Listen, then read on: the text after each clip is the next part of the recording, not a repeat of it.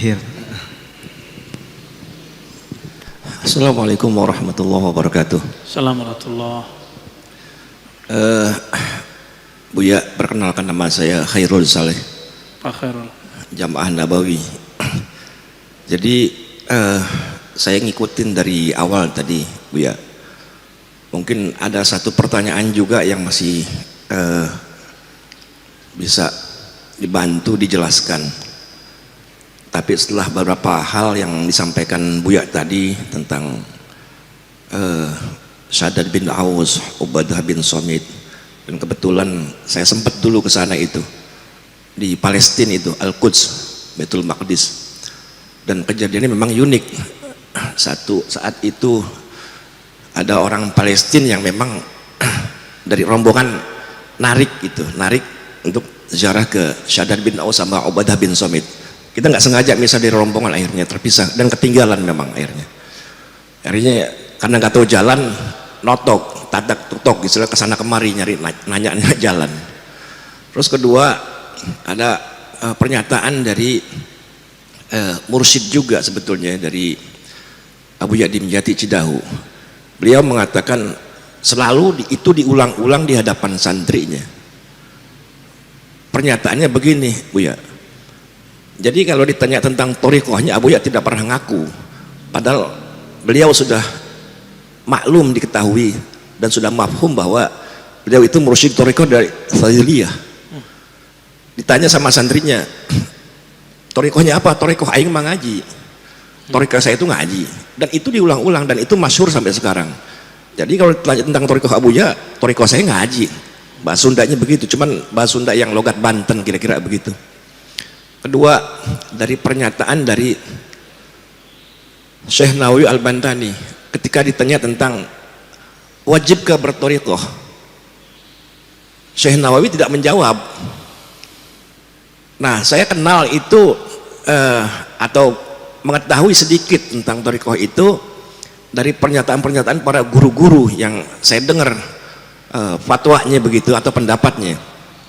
Jadi bahkan ada satu pernyataan begini dari satu guru tentang thariqah itu terbagi dua katanya. Thariqah perjalanan atau thariqah madhab yang dikatakan syariat, ada di situ Imam Hanafi, Imam Maliki, Imam Syafi'i sama Imam Ahmad bin Hanbal. Itu dikatakan thariqah madhab. Itu syariat atau fikih yang kita pakai sehari-hari. Kedua adalah thariqah dzikir. Thariqah dzikir kita kenal semua, udah dengar diajarin sama Buya di sini. Ada thariqah Sadiliyah, ada mursyidnya sendiri, ada imamnya sendiri. Ada thariqah Naqsabandi, ada thariqah Qadiriyah, ada mursyid sendiri. Nah, ini berujung kepada satu pertanyaan yang mengatakan bahwa itu thariqah madhab itu wajib. Thariqah yang dikatakan fikih itu wajib punya imam, punya madhab, itu wajib gitu. Bagaimana kedudukannya dengan thariqah dzikir? Apakah kita ini yang awam wajib berthariqah? Karena saya perhatikan juga kalau para habaib, para sayyid itu ya tidak banyak yang berthariqah. Bahkan thariqah am yang diambil seperti pembacaan Ratibul Haddad, Ratibul Atos, itu thariqah yang am yang sudah diijazahkan oleh para imam. Abdurrahman Atos sama Abdullah bin Al-Haddad, itu ijazah langsung am yang dipakai langsung oleh para jamaah. Dan makanya banyak majelis-majelis zikir yang tanpa ijazah, katakan, apalagi bayat yang dikatakan Buya tadi. Pertanyaan saya satu, kenapa juga para habaib juga nggak banyak yang berthariqah itu? Nggak banyak. Saya tanya langsung, Bib, kenapa itu para habaib? Ya kan saya udah ada datunya sendiri ngajakin rotib, baca aja rotib, katanya begitu. Begitu Kiai. Baik. Makasih. Assalamualaikum warahmatullahi wabarakatuh. Pak Khairul ini pemain lama di thariqah ya. Saya akhirnya ketemu juga dengan murid Abu Yadim Yati. Sebelumnya 3 bulan lalu saya ziarah ke sana. Ya. Betul beliau kalau ditanya thariqah Abuya apa? Saya dulu nggak tahu kalau beliau pernah ngomong begitu, karena kita di majelis kita jawabnya sama. Thariqah antum apa? Jawabannya sama. Thariqah saya taklim, ta'alum, ngaji. Saya baru dengar Pak barusan. Ternyata Abuya Dimyati kalau ditanya thariqahnya apa, bukan Syazili, bukan Qadiri, bukan Naqsyabandi, tapi jawabannya ngaji. Apa maksudnya? Beliau sedang mengajak kalau ada orang belajar zikir, zikir itu kan sudah pakem, udah kaku, udah begitu-gitu aja. Orang yang zikir kebakar Pak. Kalau dia cuma zikir, penawarnya adalah taklim. Jadi kenapa banyak, mohon maaf ya, orang belajar zikir kemudian jadi aneh-aneh karena dia nggak ngaji. Itu yang dimaksud oleh Abuya Dimyati. Maka murid-murid beliau yang ngaji terus bertorikot pasti pada waras seperti Bapak. Tapi kalau yang cuma zikir-zikir doang, wah itu udah nggak jelas tuh. Jalan, rambut udah nggak keurus, kemana-mana, udah nggak jelas. Karena dia sudah masuk ke alam lain, dimensinya bukan dimensi ini lagi. Udah nggak bisa balik, susah baliknya. Maka beliau menyindir orang-orang yang mencukupkan thariqah itu dengan hanya ambil wirid, zikir, kebakar Pak. Zikir itu panas. Coba aja zikir. Allah, langsung hangat tuh. Hangat langsung. Kalau melewati dosisnya bisa kebakar badan kita. Ini ibarat saja. Seperti orang kebakar amat teks. Jadi ini saling tawar-menawar. Ngaji doang, garing. Benar gak? Maka orang yang jago baca kitab tapi tidak ahli wirid, garing ilmunya. Bosan kita dengernya.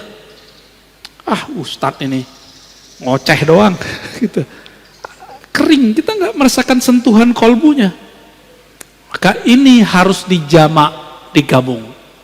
Itulah thariqah kiai-kiai kita, abuya kita zaman dulu. Ini saya mau kasih tahu Pak, banyak yang protes. Kok Ar-Razi masih muda dipanggil Abuya? Itu bukan saya yang manggil diri saya Abuya, itu guru saya yang manggil saya Abuya.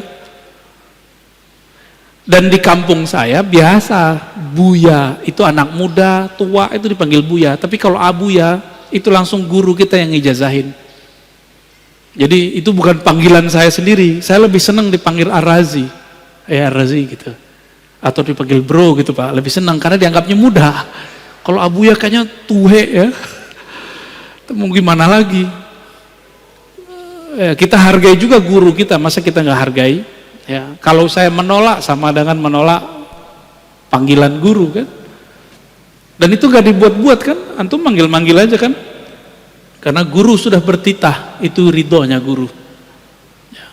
Karena ilmu itu bukan fisik Pak, ilmu itu ruh, spirit. Jika ma'rifatnya tinggi, dia tua walaupun tubuhnya muda. Antum tua tapi nggak punya ma'rifat, itu bocah, bocil, bonek, ya, boceh kata orang Persia, bocah kata orang Betawi, sama. Terus tadi tentang kok para habaib sayyid kok jarang berthariqah. Antum baca buku namanya Al-Manhaj As-Sawi karya Habib Zain Sumait ya. Beliau yang mendirikan Rabithah Alawiyah. Bahwa thariqah Ba'lawi memang thariqahnya am.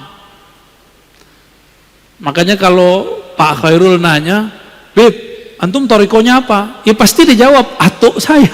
Datuk saya sudah begitu. Cukup Pak, itu khas untuk para habaib. Kita nggak bisa begitu.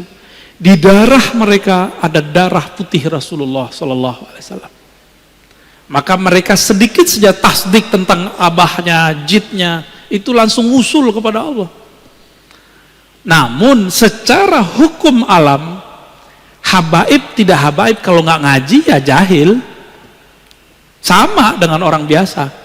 Habib kalau nggak ngaji sama ke orang awam. Tapi kalau Habib ngaji, kita kalah langsung, Pak. Kenapa kita kalah langsung? Karena dia punya mahabbah yang tinggi kepada jin-jinnya dan Sayyid al-alamin baginda Nabi Muhammad SAW. Kalau kita kan mencoba mencari rasa dulu, tapi untungnya Nabi menyebutkan nasab itu ada dua. Ada nasab warasah, ada nasab jisim. Ahlu bait. Maka ahlu bait ini ada dua. Ahlu bait biologis, bin, Asegab, Atos, Haddad, Aidrus, ada 200 ya, berapa tuh? Banyak banget itu. Ada Al-Mahjub, ya, ada Bazara'ah, macam-macam. Saya ke Prancis ini ketemu Bazara'ah. Tahu-tahu orang mana, Pak? Orang Makassar. Habibnya diganti pakai gelar Andi. Jadi Andi itu di Makassar dulu itu pengganti gelar Sayyid Habib. Seperti di Banten diganti dengan Raden. Jadi sebenarnya Raden-Raden yang ada sekarang itu Sayyid Syarif.